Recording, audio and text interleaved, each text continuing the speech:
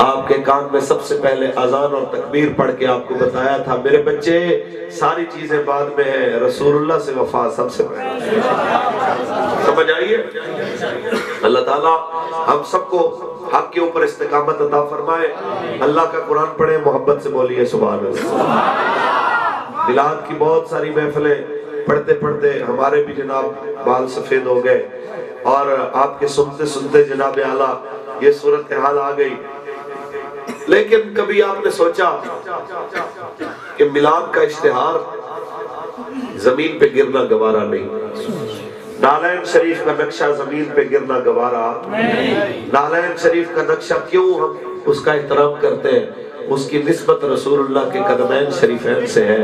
یار جس کی نسبت حضور کے قدموں سے ہے اس کے لیے تو جان دیتے ہو، اور جس تاج ختم نبوت کی نسبت حضور کے سر اقدس سے ہے، جب ہم اس کے تحفظ کے لیے آپ کو بلاتے ہیں تو اس وقت بھی ادھر ادھر دیکھے بغیر آپ آ کے درمیان میں دنیا کو یہ بتا دیں ہر چیز بعد میں ہے، رسول اللہ کی ناموز سب سے پہلے ہے۔ اللہ کا قرآن پڑھیں جی سبحان اللہ۔ خالق کائنات نے ارشاد فرمایا ورفعنا لک ذکرک، اے حبیب ہم نے آپ کے خاطر آپ کے ذکر کو بلند فرما دیا، جس کے ذکر کو رب بلند فرما دیا۔ 1.25 لاکھ نبی جس کی شان بیان کرتے جائیں، تمام انبیاء کرام جن کی عظمتوں کا جناب اعلیٰ نغمہ سناتے جائیں، اور جناب اعلیٰ 1.25 لاکھ انبیاء بھی جن کی شان سنائے۔ آپ کے آنے سے پہلے بھی آپ کی باتیں، آپ کے جانے سے لے کے قیامت تک بھی آپ کی باتیں ہوگی، اور سب قیامت میں جب سارے نبیوں کے دروازوں سے قوم پلٹ کے آئے گی، حضرت آدم علیہ السلام کے دروازے پہ آپ نے بھی میں نے بھی اولین و آخرین نے بھی جانا ہے۔ بابا چل ذرا مہربانی فرما ہمارے لیے سفارش کر، شفاعت کر، اللہ مصیبت ڈال دے۔ اس طرح کی جناب اعلیٰ چڑھائی ہوگی، 50,000 سال کا سفر ہوگا، سورج جناب اعلیٰ 1.25 میل پہ موجود ہوا۔ ایسے لمحات میں میرے آقا نے فرمایا بندے کے اعمال کے مطابق اس کو پسینہ بھی آیا ہوگا، جس کے گناہ کم ہو گئے اس کا پسینہ پاؤں کی تلیوں کے بل کو لگا ہوا ہوگا، جس کے اس سے زیادہ اس کا پسینہ جناب اعلیٰ ٹخنوں تک ہوگا، کسی کا گھٹنوں تک ہوگا، کسی کا جناب اعلیٰ گلے تک ہوگا۔ اور میرے جیسوں کے بارے میں بھی شاید کیا یقیناً میرے جیسوں کے بارے میں بھی فرمایا کچھ ایسے ہوں گے جو اپنے پسینے میں غوطے کھاتے ہوئے آ رہے ہوں گے۔ تو جناب اعلیٰ 1.25 لاکھ نبیوں کے دروازے پہ جب قوم نے چل کے جانا ہے تو ہر نبی نے کہنا اذهبوا الى غیری، جائیے کسی اور کے دروازے پہ۔ حضرت آدم فرمائے کہ میں نے وہ شجر ممنوعہ کا پھل کھایا جس سے اللہ نے روکا تھا۔ جناب نوح کہیں گے میں نے دعائے جلال کی، کتنی مخلوق مر گئی میری وجہ سے، مجھے شرم آتی ہے مانگتے ہوئے۔ ابراہیم فرمائیں گے جاؤ جناب اعلیٰ کسی اور کے دروازے پہ آ، حتیٰ کہ قوم حضرت عیسیٰ کے دروازے پہ آئے گی تو حضور کے دروازے کی جانب اشارہ کرے گا۔ آپ کے اور میرے کریم نبی دیکھ کے کیا فرما رہے ہوں گے؟ آنا لہا آنا لہا۔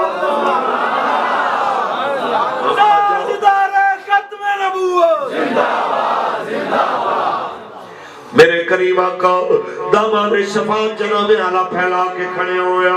ذرا تصور کیجئے جب میرے اور آپ کے کریم آقا شفاعت فرمائے گا، استاد اسی بات پہ تو روتے تھے، قبلہ امیر المجاہدین جیل میں بھی رو پڑتے اور فرماتے مولانا خطائیں تو ہماری، رونا رسول اللہ کو پڑھنا ہے، اور 40 دنوں کے برابر رسول اللہ نے سر سجدے میں رکھنا ہے۔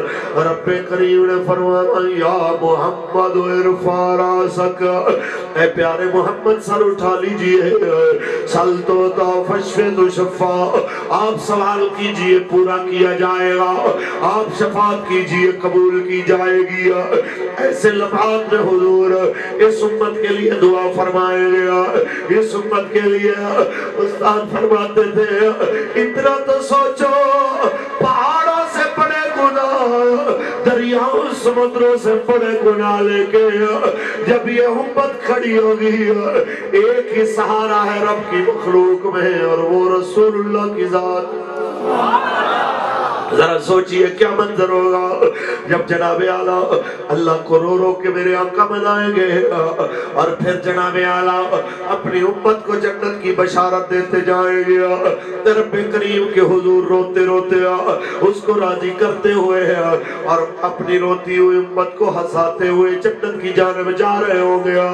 आला हजरत तर्जुमा करते आया, आप फरमाते पेश हक मुयदा शफात का सुनाते जाएंगे। अरे पेश हक मुयदा शफात का सुनाते जाएंगे, आप रोते जाएंगे, हमको हंसाते जाएंगे, आप रोते जाएंगे, हमको हंसाते जाएंगे। बस हम इतना कहते हैं, वो मैदान माशर या यौम यफिर्रुल मरअ मिन अखीही, वो उम्मिही व अबीही व साहिबतिही व बनीही।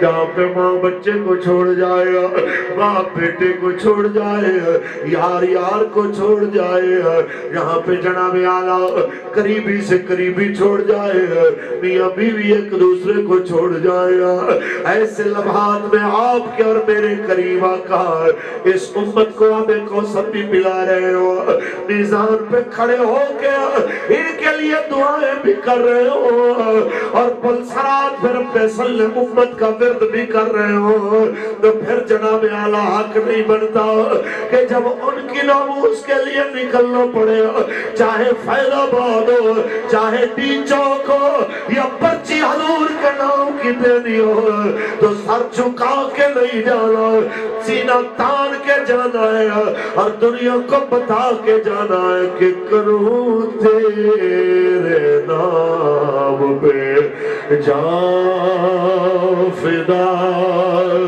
न बस एक जान दो जहां फिदा, दो जहां से भी नहीं जी भरा, करूं क्या करो जहां नहीं, करूं तेरे नाम पे जान फिदा। लब्बैक या रसूल अल्लाह, लब्बैक लब्बैक लब्बैक या रसूल अल्लाह, लब्बैक लब्बैक लब्बैक या रसूल अल्लाह, लब्बैक लब्बैक लब्बैक या रसूल अल्लाह, लब्बैक लब्बैक लब्बैक या रसूल अल्लाह, लब्बैक लब्बैक लब्बैक या रसूल अल्लाह, लब्बैक लब्बैक लब्बैक या रसूल अल्लाह, लब्बैक लब्बैक। ताजदार खत्म नबूवत जिंदाबाद जिंदाबाद, ताजदार खत्म नबूवत जिंदाबाद जिंदाबाद। मौलवी साहब, आप हर वक्त जज्बाती बातें करते हैं। अच्छा जी, क्या बात। हाँ जी, जज्बाती बातें करते हैं, क्या करेंगी आप बताइए, क्या कहना चाहिए। मेरी जगह पे आप अपने आप को रखिए। एक सवाल है, चाहे कोई बल्ले वाला हो, तीर वाला हो, नून वाला हो या लबैक वाला हो, बहैसियत मुसलमान हो के अपने आप से एक सवाल कीजिए कि फ्रांस के सदर को तुर्की के सदर ने कहा कि तुम दिमागी मरीज हो, तो दिमागी मरीज एक लफ्ज कहा कि तुम इस्लाम के खिलाफ बक बक करते हो, तुम दिमागी मरीज हो। इस एक जुमले के बदले उन्होंने अपना सफीर वहां से वापस बुला लिया। हमारा सवाल सिर्फ इतना है अपने हुक्मरानों से, उन्हें अपने सदर की गैरत है, तुम्हें अपने नबी की भी गैरत है। सवाल सिर्फ इतना है। हालांकि सदर मैक्रोन जैसे करोड़ों नहीं अरबों सदर उस खाक पे कुर्बान जहां पे हजरत बिलाल की सवारी ने एक बार पेशाब किया, लेकिन जरा तसव्वुर कीजिए پھر کہتے ہیں اگر ایک سفیر نکالیں گے، آپ ذرا سوچیں نا کہ وہ پھر سارے یورپ والے جناب وہ اپنے سفیر بلا لیں گے۔ میں نے کہا کیوں؟ کہتے ہیں جی وہ کہتے ہیں ہماری بے عزتی ہے کہ ہمارے سفیر کو نکالا جائے۔ میں نے کہا حیرت کی بات ہے، وہ اپنے سفیر کی بے عزتی برداشت نہیں کرتے تو 1.25 لاکھ نبیوں کے پیر کی بے عزتی برداشت کر کے بیٹھا ہوا۔ پھر کہتے ہیں کہ ہم ریاست مدینہ کے دعوے دار ہیں، پھر کہتے ہیں ہم عاشق رسول ہیں، پھر کہتے ہیں جناب جو خان صاحب نے کیا ہے ناموس رسالت پہ کام وہ کسی نے نہیں کیا۔ تو میں وہی جملہ دہراؤں گا جو کل صاحبزادہ محمد سعد حسین رضوی صاحب نے ارشاد فرمایا کہ جب ہمارے اوپر ناموس رسالت کے کام کرنے کی وجہ سے 4 شیڈول لگتے ہیں، پرچہ ہوتا ہے، تو پولیس والے اور یہ مذاکرات والے وزیر بھی کہتے ہیں کہ دیکھیں جی آپ ہیں تو بڑے عاشق رسول، یہ ساری چیزیں آپ کے اوپر اس لیے ہوتی ہیں کہ آپ ناموس رسالت کا کام کرتے ہیں۔ تو انہوں نے کہا کہ پھر ایک بات بتاؤ، یا ہم نے کام کیا ہے یا خان صاحب نے کیا ہے؟ اگر خان صاحب نے بھی ناموس رسالت والا کام کیا ہے تو پھر جو پرچہ ہم پہ ہوا ہے وہ خان صاحب پر بھی ہونا چاہیے۔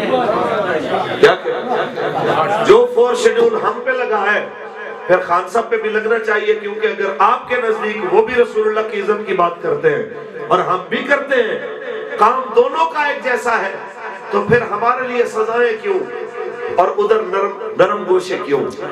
تو ماننا پڑے گا ان دونوں میں سے ایک بندہ ہی سچ بول رہا ہے، ایک بندہ ہی حق کے ساتھ کھڑا ہے، یا وہ کھڑا ہے یا تحریک لبیک کھڑی ہے۔ یہ تو آپ نے فیصلہ کرنا۔ یہ کیا بات ہے؟ اگر آپ اس طرح کہتے ہیں جس طرح وہ اس نے کہا عجیب تیری سیاست عجیب تیرا نظام، یزید سے بھی مراسم، حسین کو بھی سلام، تو یہ